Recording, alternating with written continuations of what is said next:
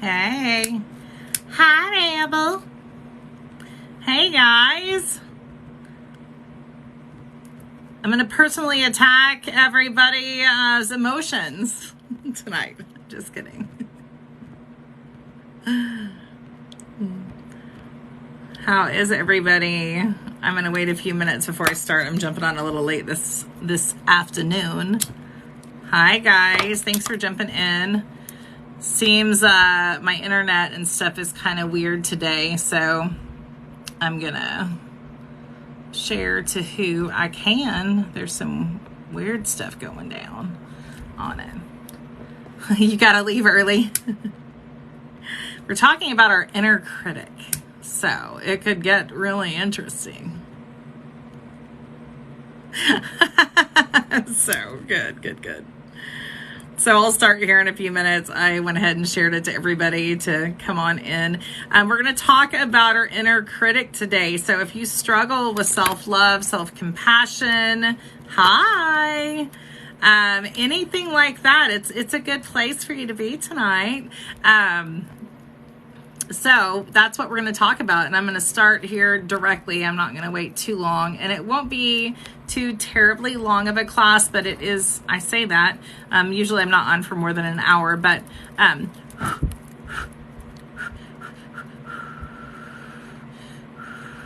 right, had to clear some smoky smoke out of here. Hey guys, so that's what we're going to talk about. Are you too critical? Anybody in here too critical on yourself? Me, I am. Do I have to say for everybody? I think this is something everyone struggles with. And I think that no matter how much, right? Not I. I think that is something that we all struggle with. But I'm going to dive a little bit into it on why and where it comes from and, all that good stuff. And so if you have anyone that struggles with esteem, this is going to be a perfect class for them tonight. And again, I'll do videos like I do, and I will start trying to download the lives that I do back onto YouTube like I used to.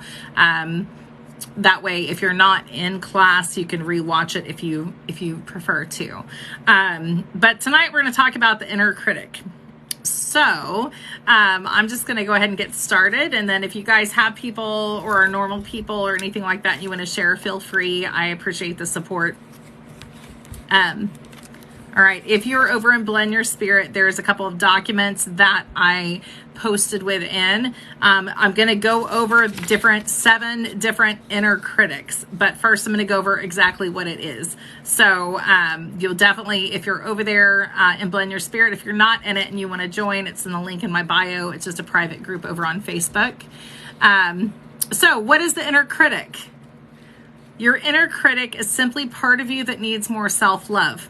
Right? That's just the reality of it. When you're struggling with thinking you can't do something, you're having anxiety, you're scared, you're giving yourself excuses on why you shouldn't do something, and you hear this inner critic, it's not like you hear them, exactly what they're saying. You just know how these feelings present, right? You just know. And they're all too familiar because those of us that have not had significant support in their life through the things that they do, you tend to question if what you're doing is right. You tend to talk yourself out of doing things, right? You tend to hurt your own feelings. You need to, all those different things. So the inner critic is part of you that needs more self-love, but we're going to dive into it a little bit. I have read that. Yeah, it is a great book. So what is the inner critic? The inner critic is the voice inside your head that constantly criticizes you, puts you down, diminishes you, and is demanding, sometimes hostile and harsh. We don't even realize how mean we are to ourselves. Even the ones that are going through healing, even people who have gone through so much, like you're still harder on yourself than you are other people. It can vary with degrees, but some are so powerful that it has the ability to sabotage your happiness. Your inner critic has the power to sabotage your actual happiness. And I say this with the most love because we all struggle with it. I don't feel like there's anyone on the planet that can say, I don't have an inner critic. I never doubt myself, ever. I think that some of us struggle more, right, with self-doubt. But I think that we question ourselves so much. And then once we question ourselves, we tend to over question. And then we just get in a tornado, a little spiral. So it has the power to sabotage your happy life. It's a well-integrated pattern of thinking. It undermines your ability to interpret yourself of who you are now, okay? Your surroundings and your events that you have going on around you in a realistic way, right? Because we all know when you have triggers and things like that, they can trigger emotional reactions of the prior event, whatever it may be. And your body is going to react and your subconscious is going to react in the same way. When our inner critic gains strength, it can affect your mental well-being, right? Depression, anxiety, overthinking, stress, feeling inadequate, not feeling good enough. It affects how you feel about what you look like, everything. When your inner critic gains strength, it affects your mental well-being, resulting in low self-esteem. You don't have confidence, right? You can't do anything right.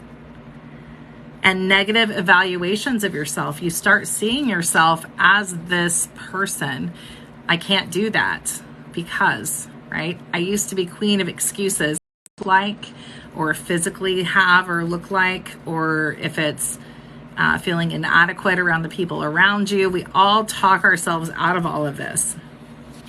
Where does the inner critic come from? Where does it come from, guys? Do you guys know? Where does the inner critic come from? The inner critic is developed in childhood or as a child from our unknowingly internalizing early experiences. So you do not have to have, like some people, I had this talk with my mother the other day, and I happen to have a ridiculous childhood, and not in a great way.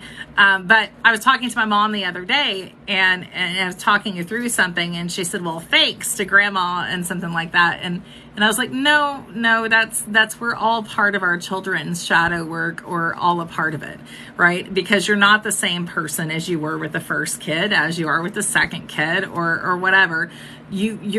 Your parents, no matter how good of a family you had, there is going to be some work that you do that's not necessarily your fault, but it is your responsibility to walk through the healing process. So unknowingly, this can happen. Now, there are some situations where the adults who raise you or who are around you are very aware of what they're doing, right? There are some situations, but more often than not, people truly are just trying to do the best that they can do. And unfortunately, that does leave a backlash or a shitstorm, right? It leaves a shitstorm. So if you were always told that you were not good enough or made to feel like you weren't good enough, then when you get older, your inner critic will also belittle you and tell you you're not good enough. Thus, your inner critic is shaped by external factors that ultimately define how we speak to ourselves. When our inner critic comes, we're literally giving power to the things that we don't really like. You're allowing these things to control your life.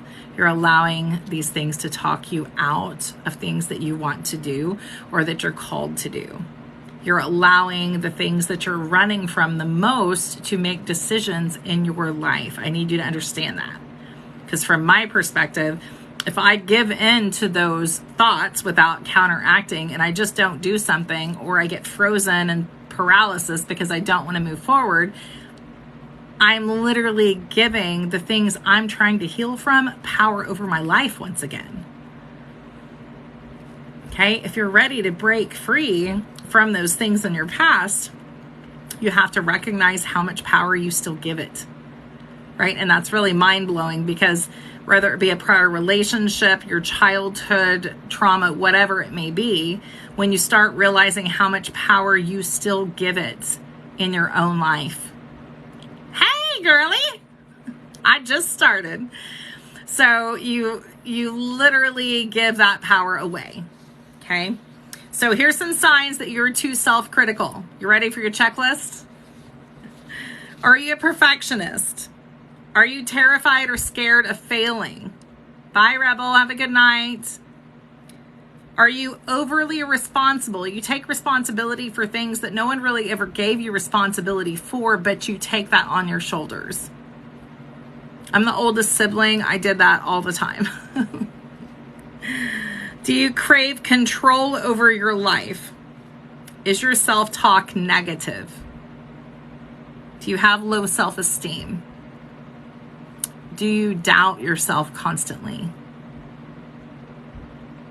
Are you easily annoyed or frustrated with yourself? Do you get mad at yourself because you feel like you're being stupid, you're being ridiculous? Do you get mad and have not a lot of patience for yourself?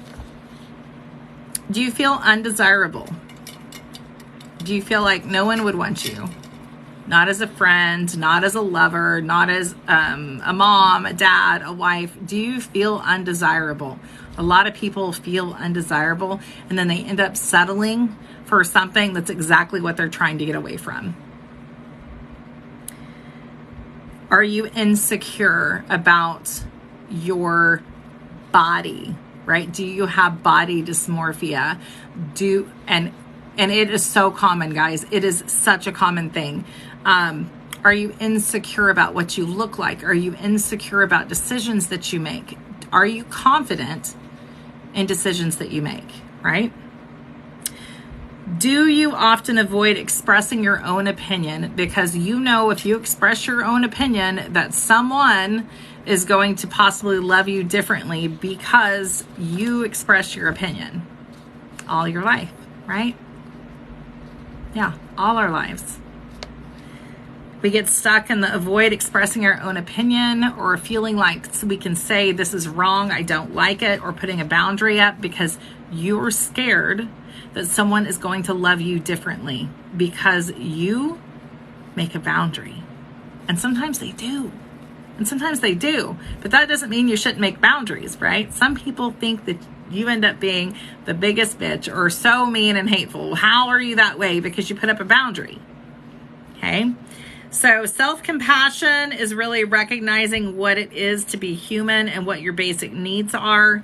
If you're a perfectionist, are you scared of failing? Are you overly responsible? Do you crave control over your life? Do you self-talk? Do you ruminate? Do you ruminate and stew over conversations, over people, over things that make you uncomfortable? Do you ruminate on those things? Do you ruminate? These are signs that you are way too self-critical.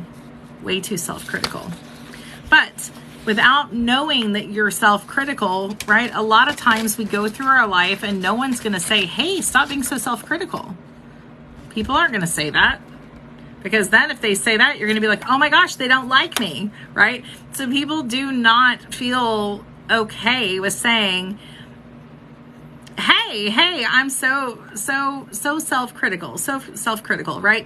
It's just not something that people feel confident calling other people out on, right? Because then you feel like, well, what if I make them mad and then they don't love me and I'm just trying to help them? So it's time for us, right, as friends and as partners on this planet to start calling someone out and say, hey, your inner critic is not being nice to you right now.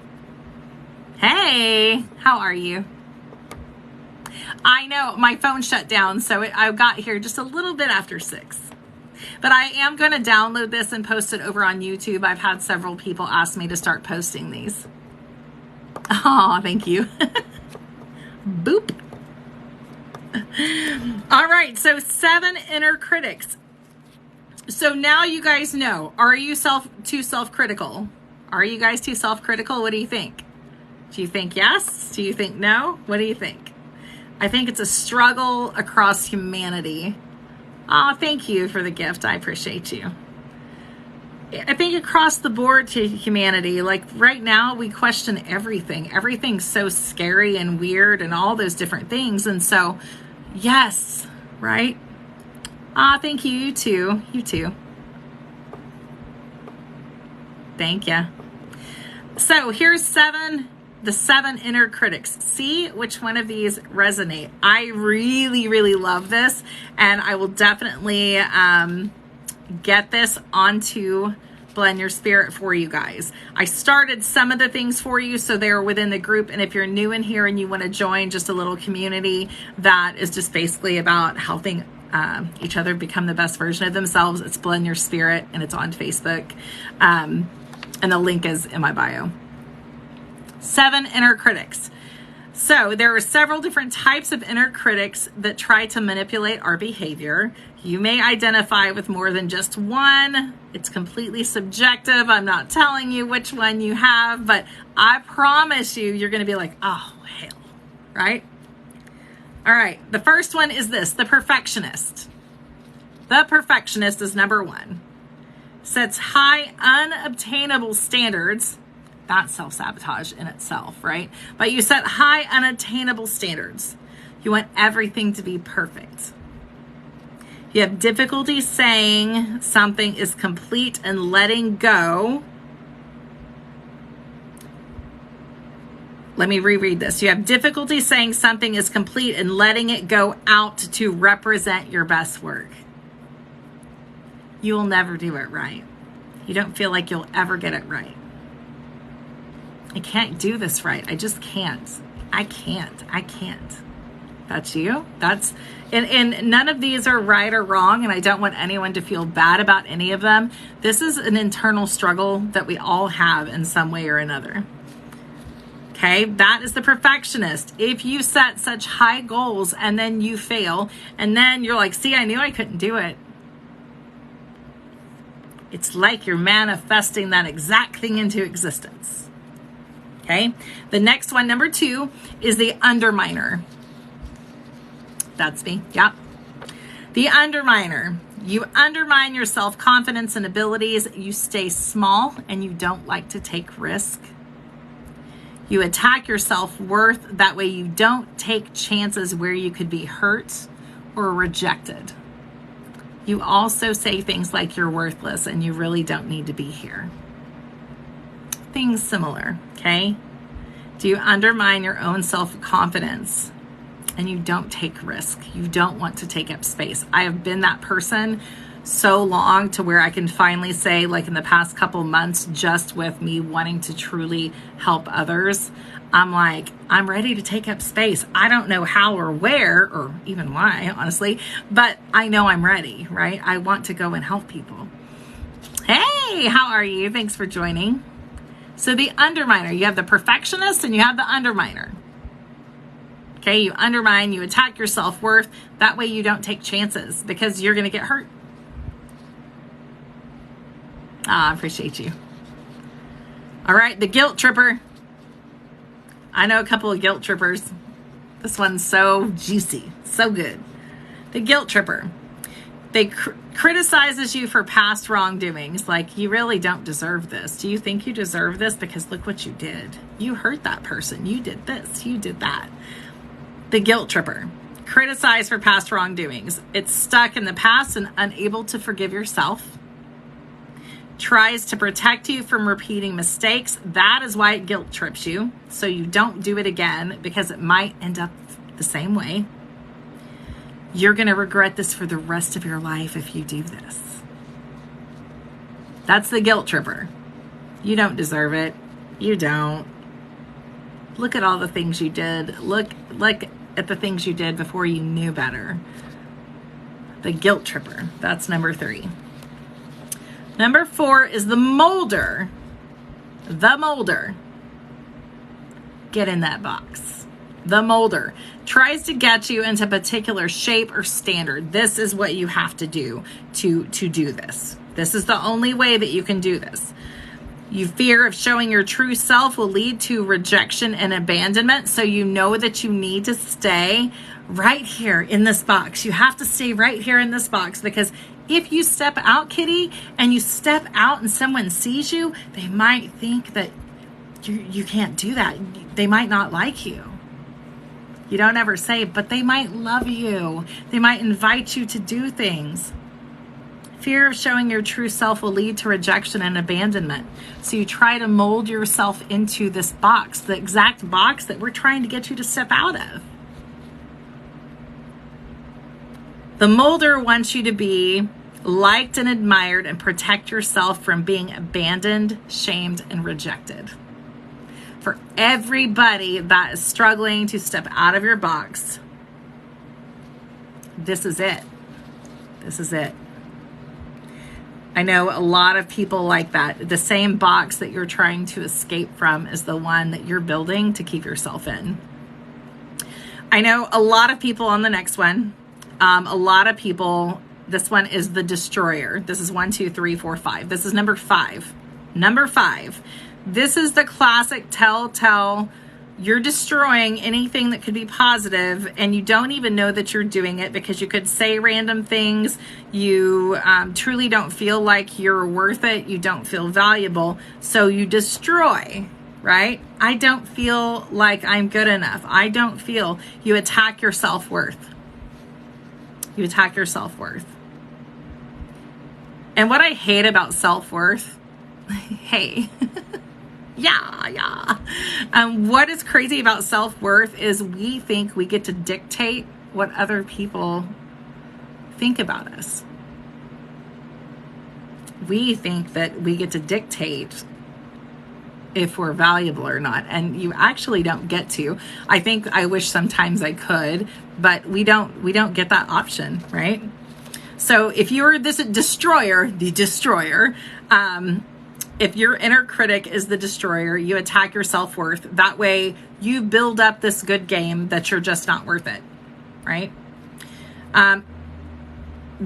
Shame, you shame yourself or make yourself feel not worth it, because then it makes you feel inherently flawed, right? You're flawed. You don't deserve something like that. You don't deserve it.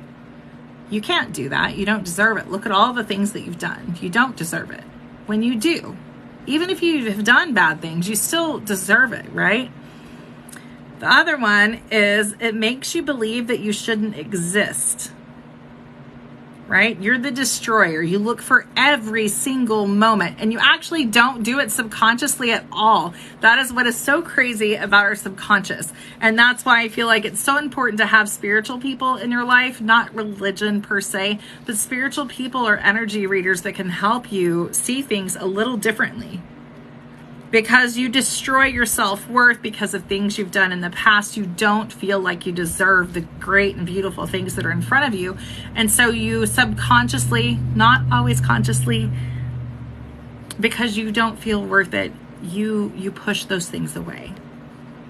You don't feel like you should exist. You don't feel like there's purpose. Sometimes you don't think like, why was I even born? Like all those things. That is the destroyer. That is self-sabotage. And we all know him, right? We all know the destroyer. Okay, number 1, 2, 3, 4, 5. Number 6 is the taskmaster, right? The taskmaster. I can't say this. It's not really him. I'm just saying him. The destroyer. I mean, it could be a woman, a female energy. The woman, the destroyer. We all know it. How about that? The destroyer. It's not a specific person. Bugaboo. The taskmaster pushes you and keeps going and fears that if you stop, oh my gosh, I know a couple of people like this for sure. Pushes you to keep going. And if you stop, you will become lazy or others will judge you as a failure. You feel like a piece of right? If you're not doing something. If you're not doing something or moving like constantly, like you feel like you're not doing enough. Wants you to work hard and be successful, which is a good quality, right? It is a good quality, but sometimes it can become too much. There you are. We'll do whatever it takes to get you to work as hard as possible. This is your inner critic, right? So you have the perfectionist, you set too high of standards, and then when you can't meet those standards, basically it's like, you're right, You'll never amount to anything, right? Then you have the underminer that undermines your self-confidence, attacks your self-worth. That way you don't take chances. That way you don't take chances, because what if you could actually be happy? What if you could really do something? But your subconscious is like, oh, no. Remember how this happens, right? You need to prepare for this not to actually work out. That's the underminer. The guilt tripper. You don't deserve it. Look at all the bad things you've done. Then there's the molder. Push someone in a box. I have to only be just like this, because if I am any different, then there's fear of being abandoned or rejected. It's disgusting, right? It's gross. The destroyer attacks your self-worth. And these things are things that you do to yourself. This is not things that, hi, Miss Tammy, these are not things that other people do to you. Yes, they can do this, but why have another person do it to you? Because we're so good at doing it to ourselves, right? So then there's the taskmaster that pushes you to keep going, because if you stop, you might be judged or be thought of as lazy. Okay? Then there's the inner controller. The inner controller, that is okay. Tries to control your impulses around eating, drinking, spending, sex, anything. Like, I can't do anything. I need to make sure I'm only doing this. It is harsh shaming. So when you make a mistake, you say, you did it again. Oops, I did it again, right? Sorry. You did it again. Shame on you, right? And then here comes the guilt tripper, right? They all like to have a party there in your mind telling you all the bad things about yourself. You have no willpower. Why did you do that again? Why did you do that again? It could not possibly be that you're looking for something different, that you're looking for some kind of answer, right? It could not be something completely different than what you're thinking, right? There are people in your lives that love you for you. And we have all these different inner critics that come in and absolutely try to destroy things that are right in front of us. You have the perfectionist. Self-sabotage 101. You set yourself such high standards that you can never meet them, because you, on purpose, subconsciously, make very, very high goals. And then when you don't meet it, it's like, I knew I couldn't. I'll never amount to anything. Why do we do this to ourselves, right? Why? Hey, Crystal. See, Bo, you say that, but your standards on yourself are very high. I've seen you beat yourself up, as you've seen me do it.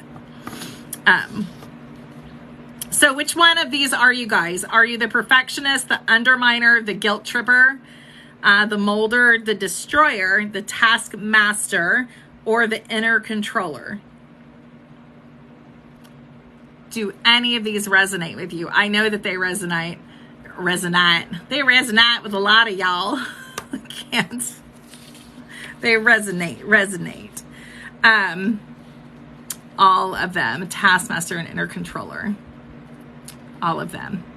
Yeah, 4 or 5 of them at times. Does that make you think of it a little differently on it? Because I think that it's powerful, right? I'm a fan of saying, hey, Waldo, you don't know until you know, right? And not all of us have this, like with me, this is just me talking about the way I talk. I'm talking about the way all of us talk. But I have this like thing, like I'm 2 people, right? I'm 2 people because, and I think it's a learned thing. And as I continue to grow and evolve, you see these things, right? You see it in other people, but then you have to remember the people that you keep closest to you are a mirror to you. They're a mirror to you. And the people that are closest to you know you better than anyone else, sometimes better than you know yourself. And that is the beauty about having people who are okay with you being the perfectionist. They're okay with you being the underminer, and they're okay with saying, like, can you stop with the self-sabotage? Because that's what you're doing. And not everybody has those, but the goal would be for you to surround yourself with people who make you want to become a better person and support you in becoming a better person. And Tammy, I'm going to upload this to YouTube. I had several people ask me, so I'll upload it to YouTube tonight or tomorrow. And then over in the group, there's some worksheets and things like that. So inner critic is in all of us. This right here is why we fail so much in relationships and friendships and business endeavors. People are not okay with changing, right? We make decisions before we start to realize what really even makes us happy. I often use the example of, and you guys, if you know me, you know I adore kids and children. I love them. But I was raised in a family to where I was the oldest, and I helped raise my brothers. I didn't have a mom and a dad that were around a lot. And so I was really good at raising and being around children. So then as I grew up, when my first job came around, I worked at a daycare. I'm good at it. Then I grew up a little more, right? And I was good at it. I moved up. I became a manager. I'm good. I was manager at a daycare. And I stayed there for a long time till my kids got into school. Now, hindsight 2020, I was good at it. It's not what I wanted to do. But what did I want to do? I wanted to always be in a band. I know everybody's so surprised. I adore music, right? I'm a sucker for lyrics. I think that lyrics and music help you express things that you can't say to the people around you. And I think that is what kind of environment I wanted to be. Now, why do we give those things up? Right? Why do we give those things up? Why don't we just move forward? It's terrifying a lot of the time, right? Once you start, I say you don't know until you know, and now you know. So then what are you going to do? Right? Because sometimes you make decisions and they hurt people, and then you feel selfish, but you know that you need to do certain things, right? Because they make your soul feel at peace. And so it's a very fine line of balancing that you have to do. And I always say, you guys, we don't know the future. We only know like the here and now. And that's really what you have to embrace as you move forward and move through it. Just hope that you have someone that can just sit with you and speak in fluent silence if needed, because not everybody has those things. I think being able to speak in fluent silence is a beautiful, beautiful thing. And if you can also speak in music or lyrics where words aren't needed sometimes, I think that that's powerful.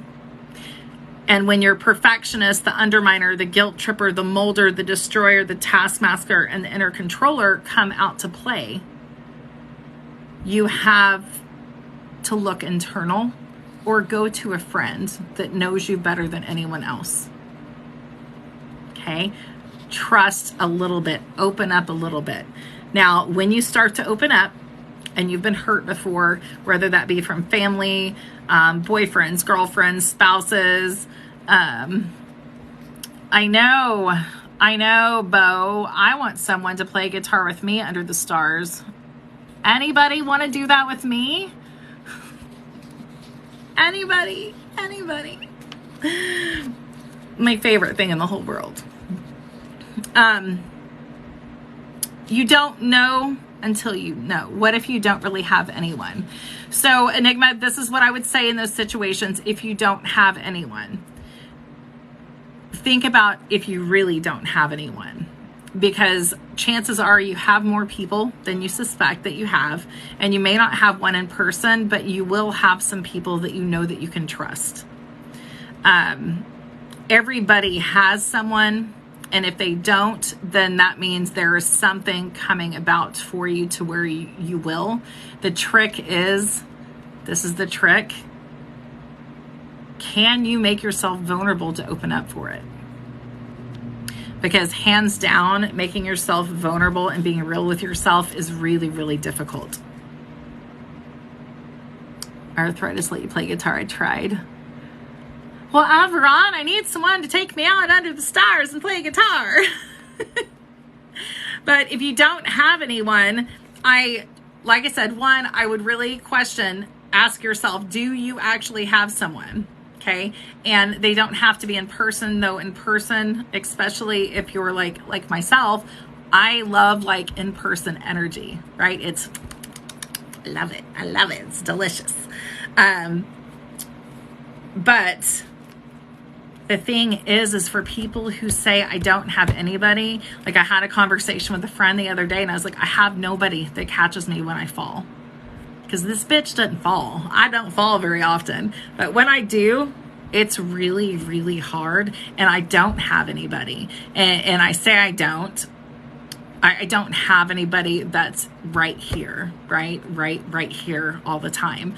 But I'm also really bad about asking someone for help. That's my bad, right? That's my bad. And would I make myself vulnerable enough to open up to allow that? Okay. Do you make yourself vulnerable enough? You're so welcome. I hope you have a good night too. Do you make yourself vulnerable enough to open up? Like being open and opening. Hey, Brandy, being, vulnerable and opening up is terrifying, especially to us that have been hurt, right? You're talking about, we are all people and we have all had some significant trauma. And if you've had really significant trauma, it's really hard to open up and even trust. Why would someone just sit with you and not want something from you? Why? Yeah, Enigma, so much. I totally understand and I agree. It is so hard. Like I have certain situations in my life that I will feel myself opening up, and something will happen and bam, close the book. Right. And then we have to start, then you start back over. And it's normal, right? It's normal. But do you recognize that about yourself? Because when you start recognizing those things, that's kind of like half the battle, kind of like G.I. Joe, right? Isn't that G.I. Joe? Isn't that G.I. Joe? The more you know. Are you willing to open up and chance getting hurt again for you to have something that is beautiful that will make you happy? And I'm not necessarily talking about like lifelong relationships. They can be, but are you willing to open yourself up to allow yourself to be vulnerable? That's the question on it. You know, that is the question on it. Are you willing to do that? So if you don't have someone, we need to help, right? Thank you. We need to help yourself, help you find a place to where you can get to where you have someone that you can openly talk to, but you don't know how to. Yeah. So, and that's the thing. That's why I always say you don't know until you know. Right? We don't know that we're self-sabotaging ourselves. We don't know that we're keeping ourselves within this box that we desperately need to climb out of. We just don't realize that that's what we're doing. And once you recognize that that's what you do, then you can start watching these things. Like I had some different things happen over the past week, and I was like, caught myself.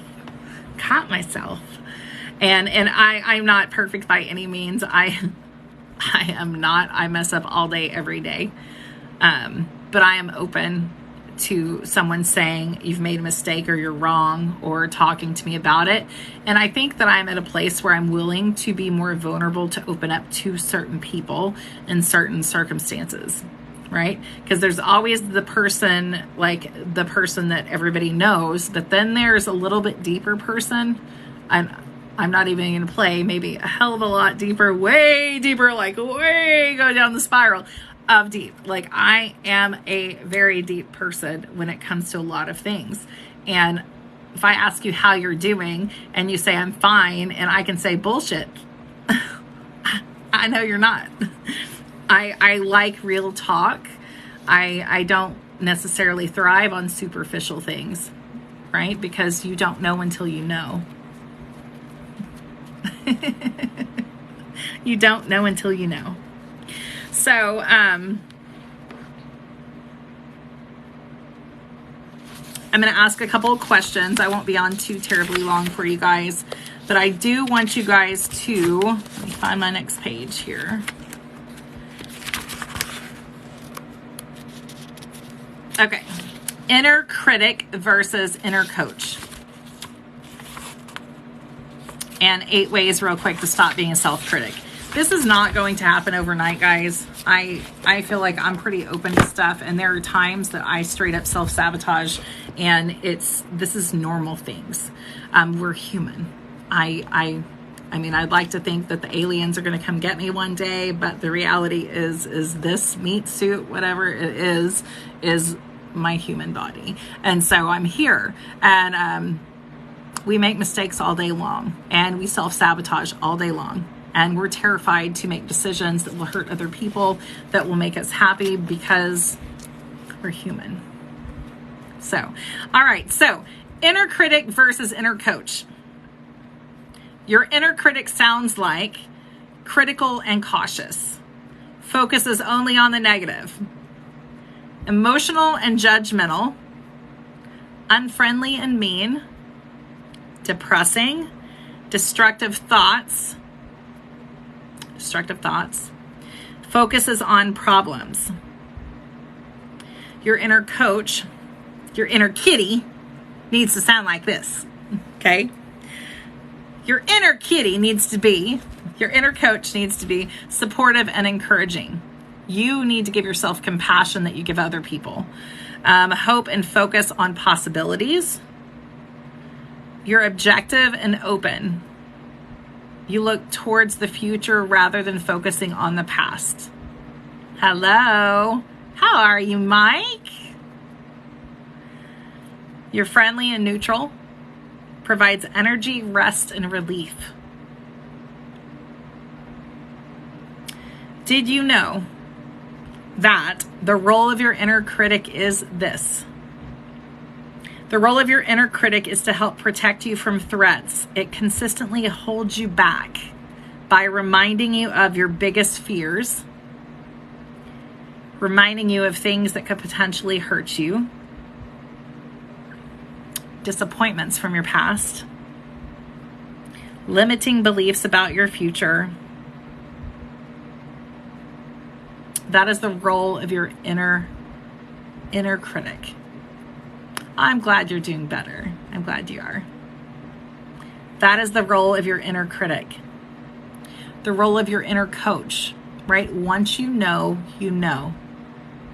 The role of your inner coach is to see what you can become. The role of your inner coach helps you by encouraging you to try new things, be the best version of yourself. And that might be just exactly where you are right now. Practice self-care and self-love. So the role of the inner critic is to protect you guys. And you guys need to understand that the intrusive thoughts sometimes, the anxiety, the inner critic subconsciously is there to protect you. Okay? And it protects you under those 7 names. How to start taming that thing. How do you tame that thing, right? So here are 8 ways, and I'm going to do some videos on this for you guys. That way you can save it if you'd like. Okay, 8 ways to stop being a self-critic. Mindfulness. Mindfulness sounds really funny to people who do not care about being mindful. But when you feel as though your inner critic is getting you down and making you feel negative, overwhelmed, and stressed out, this is the perfect time for you to start practicing mindfulness. Okay, mindfulness can be, what is a question that I ask you guys to get grounded and get in the moment? I say, where are your toes? Where are your toes? It sounds ridiculous, but when you're being mindful, you're in the moment. And when I ask you where are your toes, you're going to wiggle your toes and ask yourself, where are they? And like right now, I have some toes sitting on my foot, and then the other foot has them in the carpet. Okay? Where are your toes? When you start getting anxious, where are your toes? Tap, tap, tap, tap, tap, tap, tap, right? Tap, tap, tap, tap, tap, tap, tap, tap, tap. Mindfulness. Number 2 is challenge your self-critical thoughts. Are you saying bad things about yourself? Are you making justifications on why you don't deserve things? Writing down your thoughts can bring them from your head and down onto paper. In addition, it helps create separation so you can see your thoughts rather than experiencing them in your mind. Number 3 is embracing the power of yet. Try adding yet to the end of your self-critical thoughts to transform them into a goal that you're working towards instead of a statement of self-doubt. I can't do this yet. I'm not comfortable yet. I don't feel like I'll amount to anything yet, right? Yet, almost like it's a challenge. All right. Number 4 is to practice kindness. There's not a lot of kind people, is there? Do you guys know a lot of kind people? I mean, I see people that are superficially that like let you in line when you're driving, but someone who has a truly kind heart is not, there's not a lot of people who are truly kind. For no reason. They don't want things back from you. They're just kind. So practice kindness. Learn to love yourself, repeating mantras such as, I can't do this yet, but I'm trying my best. You have a few. They can be helpful for you to accept your humanness, right? Be kind to yourself. You can't be kind to other people and then not kind to yourself, right? Everybody is a reflection of who we are. If you see beauty in everything around you, it's because you've done a lot of work in yourself. And you've recognized the beauty. You also recognize the darkness and you recognize the struggle, right? You see good. You can also see dark, but you can only see dark because you recognize it, right? You don't know until you know. Practice gratitude. This is a big one. Practice gratitude. Do you tell the people around you that help you, that you love them and you appreciate them? By noticing and affirming and appreciating the good things in your life, this will reduce focus on what you don't have. Gratitude can create a buffer against feelings of inadequacy and tendency that ruminates, right? Tell people how much you appreciate them. They may not be here tomorrow. That is real. That is real. Be grateful for what you do have because it can change in an instant. Acknowledge your accomplishments. This one was always hard for me and kind of still is. It's one that, because sometimes I'm like, I'm just being me. It's not really accomplishing anything other than I'm just being me. And acknowledge your accomplishments. Look back on your experiences and think of a few times when you did something well or you were able to be proud of yourself because you've done it. What are you proud of? Do you guys have things that you're proud of, and do you acknowledge them? Or do you just be like me and say, I just did it. It's just what I do, right? We have to start acknowledging even the small things. Like I literally got up and had my ass handed to me all day long today, and I'm still smiling. That's an accomplishment, right? So you have to acknowledge those. Give up control. That has been my key component in my year. Trying not to have expectations on how things are going to go. Give up control. The world around us comprises of two factors, things that we can control and things that we can't. So learn to focus on things inside of your control and let go of things that you can't control. You cannot control what other people do. You cannot control how other people see you. No matter how much you try, you have no control over this, right? You don't. Why do we constantly try to control things that we actually have no control over? Then we stress about it, we think about it and ruminate on it, and it's for no reason, Make a self-care plan. You care for yourself in many ways, emotionally, mentally, physically, and financially. Take time to engage in caring for yourself in meaningful ways. Okay, this could be a bath. This could be you just getting out of bed. On those that struggle with depression, that could be just the fact that you got out of bed today is self-love, right? But it could also look like taking classes. It could look like going to the gym. It could look like eating healthy. It could look like so many different things. Okay, it could look like a lot. So these are some ways that you can start or stop being an inner critic and help yourself. I will put some worksheets for you guys to do if you want within the group, and I will do some more things with some of this information so you guys have it, and then I will definitely download this and put it over on YouTube for you guys too. Small stuff is the greatest. It is so much. That's the thing. Sometimes people are like, well, I didn't even get out of bed today. Right, but you woke up, right? What'd you do? Did you get up and take a shower? I did. Well, some days that might be all you can do. Right? Think about the moments that you have that you have lost someone, or you've been hurt, or you're just struggling, or you don't feel good. Sometimes literally just being awake is an act of self-love. Don't discount the things that you do, right? Celebrate the small things. They're still can be big. You're welcome. You're welcome. I hope that this helped you guys. And again, if you're not in Blend Your Spirit and you would like more information on any of these classes, I'm always on here on Mondays and Wednesdays. And you will have some worksheets and things like that over in the group on Facebook. And I hope you guys have an amazing night. Oh, thank you. I appreciate that. Thank you. Thank you. Thank you. You're so welcome. If you guys need something, you give me a holler. You know how to get in touch with me. I will be back on Wednesday at 6 o'clock. I hope you guys have a beautiful evening. Bye.